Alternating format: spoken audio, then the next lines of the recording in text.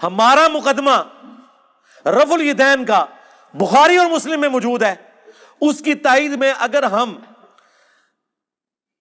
جز رفع الیدین سے یہ روایت لے کر آئیں جو روایت ہمارے نزدیک صحیح ہے، اگر کسی کی جرأت تو اس کا ذاتی اپنا کہ عبداللہ بن عمر ان کو کنکریاں مارتے تھے جو رفع الیدین سستی کی وجہ سے چھوڑتا تھا. کوئی کہتا ہے جی ٹھیک ہے، کئی محدثین نے اس روایت کو صحیح کہا لیکن میرے نزدیک صحیح نہیں ہے، میں اس لیے تائید میں پیش کروں گا، میرے نزدیک ایک تو وہ صحیح بھی ہے، دوسرا میرا اصلی مقدمہ تو بخاری مسلم میں ہے رفع الیدین کے ساتھ. صلو کما رأیتمونی اصلی، کہتے ہیں جی بتاؤ رفع الیدین کا حکم کہاں ہے؟ بخاری مسلم دونوں میں رفع الیدین کا حکم موجود ہے، بخاری مسلم دونوں میں حدیث ہے. مالک بن حویرث کہتے ہیں ہم چند نوجوان تھے، تبوک کے موقع پر مسلمان ہوئے حضور کی وفات سے چند مہینے پہلے، اور ہم اپنے گاؤں ایریا سے آ کے مسجد نبوی میں رکے، آپ کی صحبت کی، 20 دن رہے حضور کے ساتھ دین سیکھنے کے لیے. کہتے ہیں پھر ہمیں گھر کی یاد ستانا شروع ہو گئی.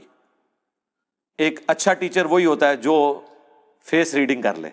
آپ تو کہتے ہیں نا حضور آپ کے زمانے میں ہوتا تو آپ کے ساتھ ہی رہتا، جو اس زمانے میں تھے انہوں نے اپنے کام بھی تو کرنے تھے نا، یہ دنیا میں نظام چل نہیں سکتا. تو وہ مالک بن حویرث کہتے ہیں حضور نے جب ہماری حالت دیکھی نا کہ اب یہ بچے انٹرسٹ لوز کر رہے ہیں، ان کو گھر کی یاد ستا رہی ہے، تو حضور نے خود ہی بلا کے کہا کہ ٹھیک ہے بس جاؤ. یعنی وہ شرم و شرمی خود تو نہیں کہہ رہے حضور اجازت دیں، حضور نے کہا اچھا اب تم جاؤ. دیکھنا واپس جب گئے تو نماز کا جب وقت ہو، 5 نمازوں کی یہ ٹائمنگ ہے جو تم نے میرے ساتھ نمازیں پڑھی، تم میں سے کوئی ایک شخص اذان دے جسے قرآن زیادہ آتا ہے اور عمر میں بھی بڑا ہے، وہ تمہاری امامت کروائے. اور ساتھ ہی آپ نے فرمایا صلو کما رأیتمونی اصلی، اور نماز تم نے ویسے پڑھنی ہے جس طرح مجھے نماز پڑھتے ہوئے دیکھا ہے. حکم آ گیا نا، نماز ویسے پڑھو جس طرح مجھے دیکھا. اب اس کے بعد حضور کو کہنے کی ضرورت نہیں ہے کہ میں نماز جب شروع کرتا ہوں تو دیکھو میں اللہ اکبر کہتا ہوں تم بھی اللہ اکبر کہو، میں ثنا پڑھتا ہوں تم بھی ثنا پڑھو، یہ تو کہنے کی ضرورت نہیں ہے. بخاری مسلم دونوں میں حدیث ہے اللہ نے مجھے جوامع کلمات کے ساتھ مبعوث کیا کہ بات مختصر کرتا ہوں اور مفہوم گہرا. ایک جملے میں رفع الیدین کا حکم، تسبیحات کا حکم، ارکان کا حکم آ گیا نا. مالک بن حویرث جو یہ حدیث روایت کر رہے ہیں انہی سے پوچھ لیں کہ حضور نماز کیسے پڑھتے تھے. وہ تابعین کو نماز سکھا رہے ہیں اور کہہ رہے ہیں کہ اس وقت نماز پڑھنے کا میرا ارادہ نہیں تھا، میں صرف اس لیے نماز پڑھ رہا ہوں تاکہ تمہیں بتاؤں کہ نبی علیہ السلام نماز کیسے پڑھتے ہیں. بخاری مسلم دونوں میں موجود ہے. انہوں نے نماز شروع کی تو دونوں ہاتھ کانوں تک اٹھائے، مسلم میں کانوں تک ہیں اور بخاری میں صرف الفاظ ہیں کہ ہاتھ اٹھائے. جب رکوع میں جانے لگے تو دونوں ہاتھوں کو بلند کیا کانوں تک، یعنی انگلیوں کے پورے کانوں کی سیدھ میں اور ہتھیلیاں کندھے کی سیدھ میں، اور رکوع سے سر اٹھایا تو ایسا کیا.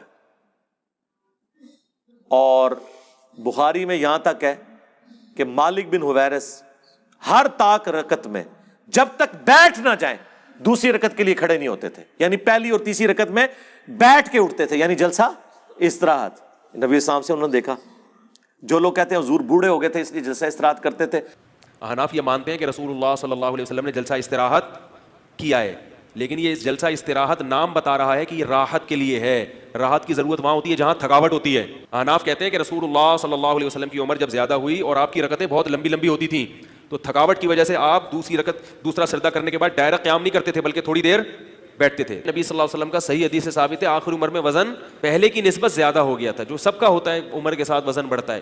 تو حضور نے مالک بن حویرث کو کیوں نہیں کہا کہ میں بوڑھا ہو گیا ہوں، تم نے ڈائریکٹ کھڑے ہونا ہے پنجوں کے بل؟ اور وہ پھر ضعیف روایت ترمذی سے لے کے آتے ہیں، امام ترمذی نے خود لکھا یہ روایت صحیح نہیں ہے. دیکھو اندازہ کرو، ہماری روایت بخاری مسلم میں، اور اس سے بڑھ کر بخاری میں 6251 نمبر حدیث ہے. ایک صحابی نے جب تیزی سے نماز پڑھی تھی، حضور نے کہا السلام علیکم کا جواب دیا، وعلیکم السلام کا، دوبارہ نماز پڑھ تو انہوں نے نماز پڑھی. 3 دفعہ ایسے ہوا، چوتھی بار اس نے کہا حضور سکھا دیں. آپ نے فرمایا تھا سکون سے وضو کرو، قبلہ رخ کھڑے ہو، قرآن پڑھو، رکوع میں جاؤ. پھر آپ جب سجدے میں پہنچے آپ نے فرمایا سجدہ کرو، پھر 2 سجدوں کے درمیان بیٹھو، پھر دوسرا سجدہ کرو، پھر بیٹھو، اور پھر اگلی رکعت کے لیے کھڑے ہو. یہاں تو حضور نے حکم دیا جلسہ استراحت کا، حنفیوں نے چھوڑ دیا. تو ہم تو اصلی روایتیں بخاری مسلم میں جس پہ ساروں کا اتفاق ہے، جسے کوئی ضعیف نہیں کہتا، اس کی تائید میں وہ روایتیں لے کے آتے ہیں جن میں اختلاف ہے. آپ تو سٹارٹ ہی وہیں سے کرتے ہیں کہ جس میں اکثریت ضعیف.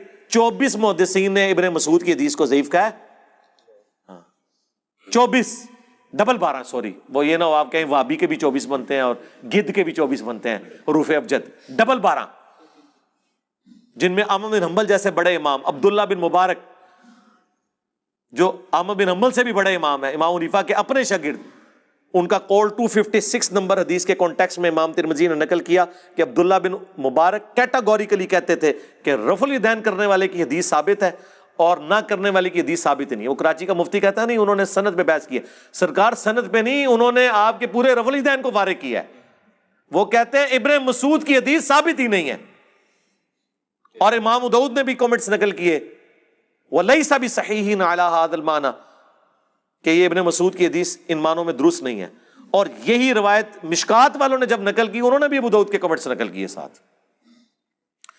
یہ لوگ اپنے جعلی مسئلوں کے ثبوت میں وہ روایتیں لے کے آتے ہیں جنہیں اکا دکا محدثین نے صحیح کہا ہوتا ہے، باقی صاحب نے ضعیف۔